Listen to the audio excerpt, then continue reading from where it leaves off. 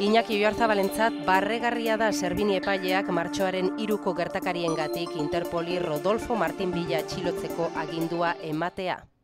Bere ustez, 5 langile hil eta 100 inguru zauritu zituzten karga hori, agindu politikorik ez zeukaten polizia batzuen gehiegikeria izan zen.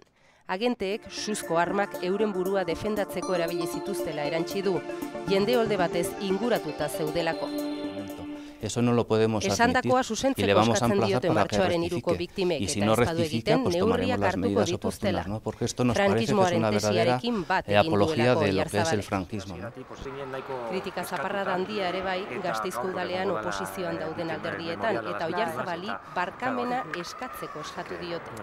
Horretaz gain Alderdi Popular osoak Maroto jauna eta Rajoy jauna barne erraztu behar dute nazioarteko justiziaren lana. Alderdi Sozialistak dio Oyarzabalen hitzak gaitzesteko ezohiko udalbatzarra eskatuko dutela eta erantzukizunak eskatuko dizkiotela eta Euskal Herria Bildun. Pentsatzen dugu horrelako adierazpenak egiten dituen pertsona bat guztiz ezindua dagola bai parlamentuan edo bai beste inon bere ordezkari lanak egiteko. Berak esandakoaren oihartzuna ikusita, Twitterren Oyarzabalek 76ko martxoaren 3ko gertakariak gaitzetsi egin ditu eta hilketatzat jo ditu.